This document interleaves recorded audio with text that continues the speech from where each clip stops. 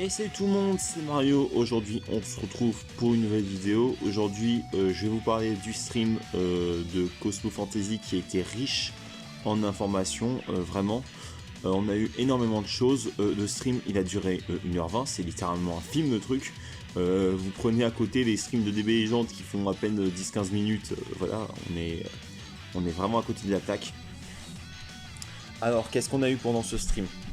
Bon, je vais revenir d'abord sur quelque chose d'assez, on va dire qu'on s'en fout quoi, même si c'est pas au début du stream, je préfère parler des choses qui nous intéressent pas vraiment pour venir sur du concret ensuite. Donc alors qu'est-ce qu'on a en dehors de l'anniversaire? On a eu des informations, je devrais plutôt dire un récapitulatif des personnages de Canvas. Donc on a eu une présentation des 10 personnages de la seconde collaboration. On a eu une présentation des bannières actuelles, c'est-à-dire la bannière front, middle, back liée au grade Omega et eux de Nefest. Chose qui n'est pas très intéressant, on est bien d'accord. Et aussi, ils ont parlé du fait que vous pouvez acheter les illustrations pour une certaine somme de Hearthstone, que ce soit entre 150 et 1000, tout dépend de l'illustration.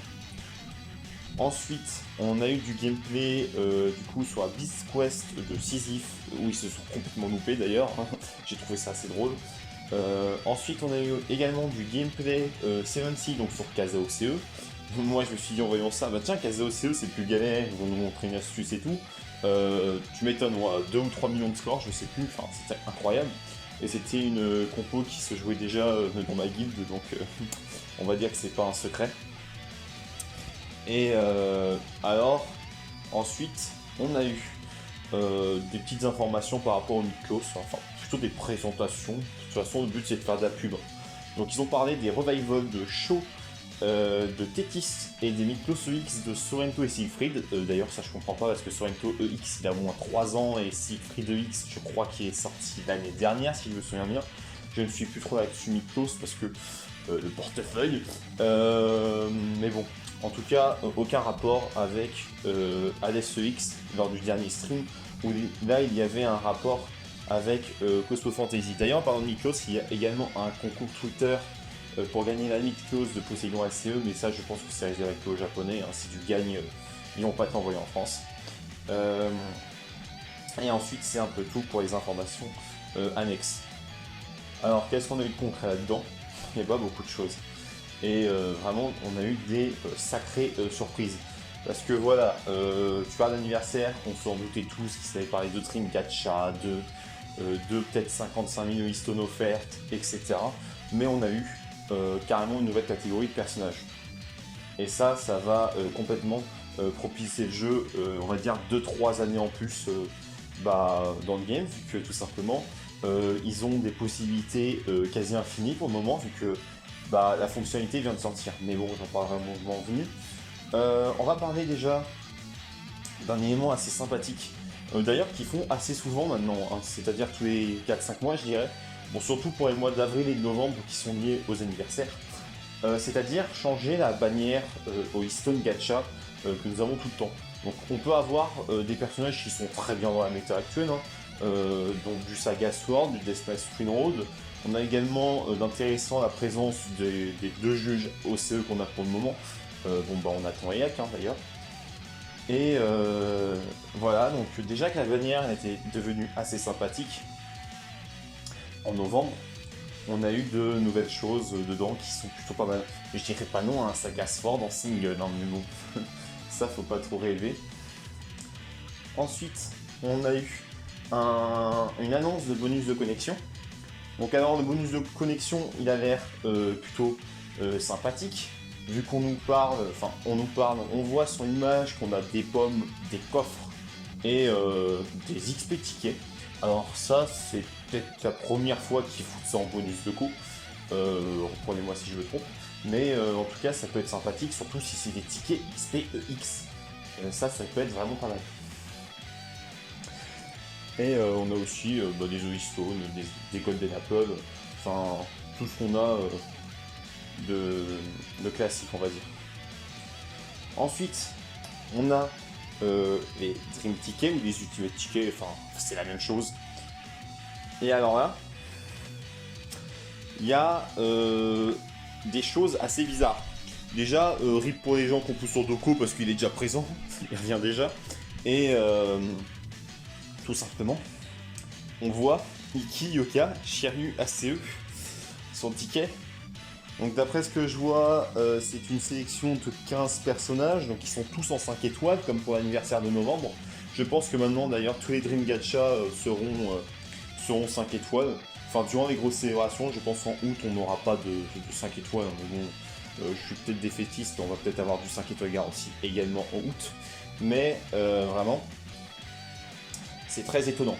Donc alors, sur les 15 personnages, qu'est-ce qu'on a? On a le Seiya ACE, qui est primordial encore aujourd'hui avec la match des fronts. ADCEX, du coup, qui revient pour la deuxième fois.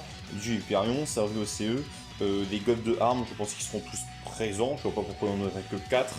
Et ensuite, on a le VGC ACE. Et du coup, les 3 bronzes ACE qui sont là pour une raison assez bizarre. Donc, déjà qu'il y a un an, quand tu droppais Shiryu ACE, t'étais mal. Alors là, j'imagine même pas. Surtout que du coup, il sera 5 étoiles. Franchement, pour ce genre de bannière où tu as un 7 étoiles garantie, c'est clairement le pire moment pour pouvoir avoir d'aveugle sur le jeu, parce que du coup, il va falloir t'attendre encore 6 mois pour tenter ta chance là-dessus, et tu auras les connards qui vont se ramener avec leur perso 5 étoiles. C'est du vécu avec SIGC au mois de novembre. Et T5, c'était quand même pas ouf. Ensuite, comme tout, grosse célébration sur le jeu, on a la fameuse bannière EX avec des personnages 4 et 5 étoiles à 3000 Wistone sans doute. Bon ça c'est vraiment, vous voulez tenter votre chance ou pas. Hein. Moi je sais que j'ai fait pas mal de fois cette bannière. Parfois j'avais du lourd, parfois non.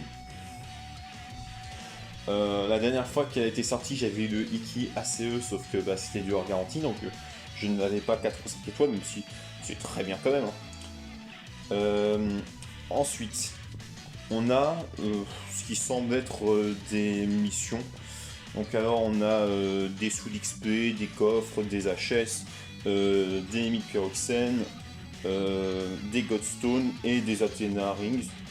On a aussi, je crois, ça c'est l'event du Soulboard qu'on a tout le temps, mais ça doit être doublé ou triplé, enfin, vous savez c'est déjà arrivé. C'est doublé, hein, x2. Ensuite on a les dates de Crusade, de Grade et de 1+. Ça, je pense que pas mal de gens pouvaient les prévoir en avance. Hein. Anniversaire de Shion, de Kiki, de June et des Shunrai. Ça, c'était prévisible aussi. Hein. Ça, c'est pas des infos qui nous intéressent grandement. D'ailleurs, Shunrai, pour ceux qui n'ont jamais connu son anniv, ce sera tout simplement une illustration pour la base.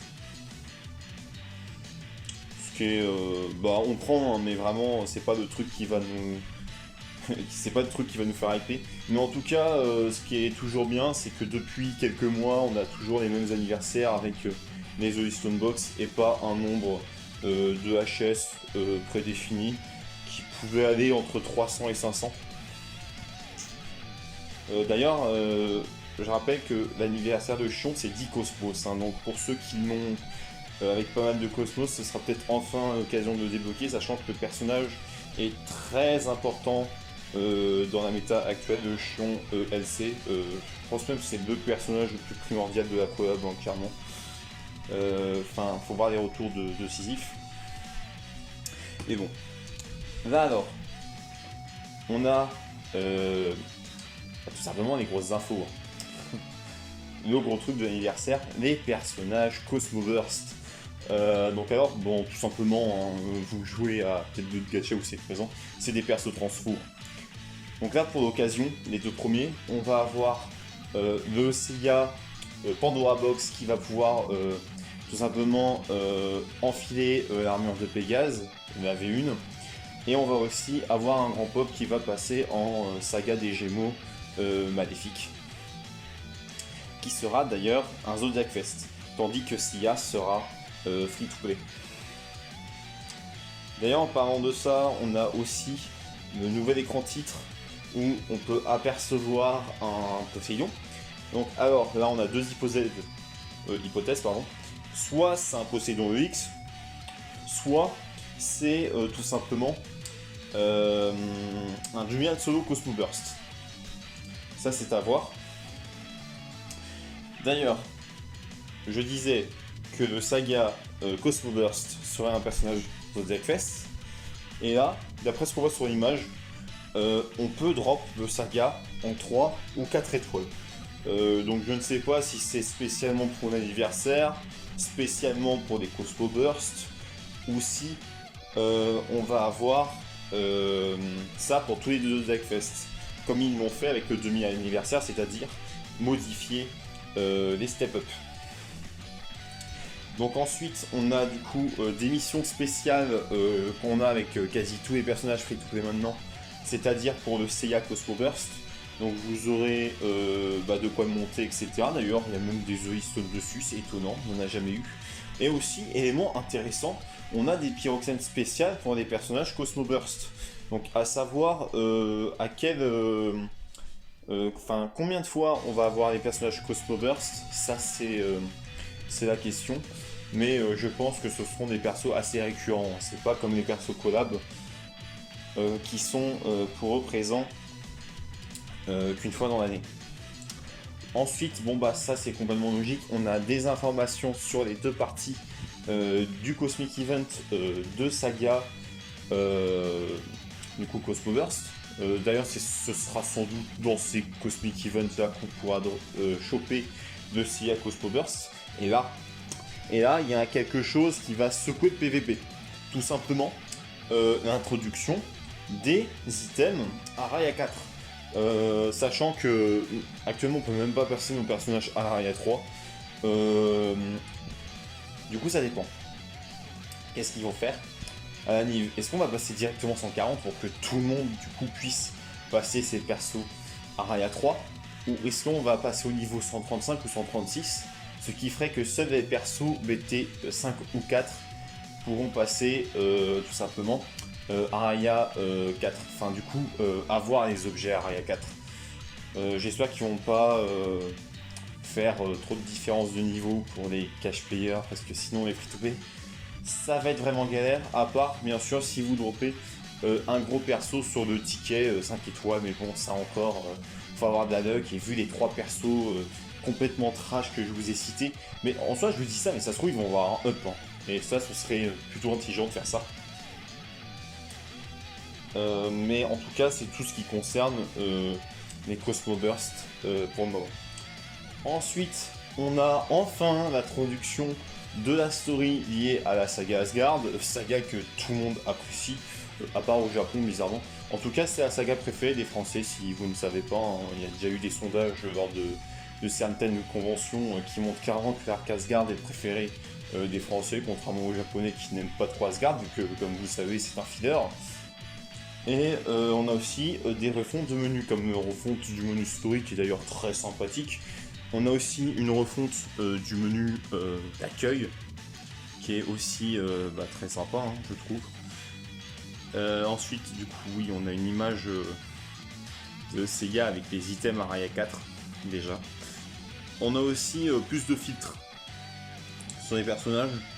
Alors là, je ne saurais pas vous dire du coup qu'est-ce que veulent dire ces filtres. Mais en tout cas, je pense pas que beaucoup de gens s'en servent. Et puis à la fin, ils annoncent qu'il y aura d'autres annonces liées au PvE ou au PvP. Mais ça, c'est pas encore pour maintenant. Je pense qu'ils en gardent pour la Cosmo News, qui va du coup être disponible dans quelques jours, ou un autre moment d'anniversaire. Peut-être le 8 avril, du coup, lors du commencement d'anniversaire. En tout cas, voilà, on a l'air d'avoir un anniversaire très chargé et plutôt pas mal dans l'ensemble. En tout cas, les Cosmo Burst, ça s'annonce très prometteur, moi j'aime bien. Surtout que les animations sont plutôt sympathiques hein, pour Cosmo Fantasy. Vous me direz, vous en pensez quoi? Voilà, moi en tout cas, je suis très impatient de l'anniversaire. Ils nous ont bien hypé avec leur stream là, je sais pas vous. À part vraiment les quelques trash qu'il y a de présent sur le ticket que je comprends absolument pas, ça a l'air d'être du lourd. Vous inquiétez pas, il y aura des Zoistones offertes, hein, sans doute 55 550, comme on peut voir avec les autres années. En tout cas, j'espère que cette vidéo vous a aidé, parce que c'est vrai qu'en japonais, on peut pas tout comprendre. Même si quelqu'un, d'ailleurs comme moi, qui joue au jeu depuis pas mal de temps, comme n'importe quelle personne pourra deviner facilement l'info en question. Genre par exemple, on voit une grosse image avec sa Cosmo Burst, on reconnaît Zodiac Fest. Même si bon, l'histoire du 4 étoiles, faut vraiment surveiller. Par rapport aux Zodiac Fest, ça peut être grave sympa. Et du coup, re-rendre les Zodiac Fest mieux que les Step Up. Ce qui forcerait les free-to-pay du coup à attendre la fin du mois comme on le faisait à l'époque. En tout cas, moi je vous laisse les gens, dites-moi en commentaire ce que vous avez pensé de ce stream. Et moi je vous dis bye bye.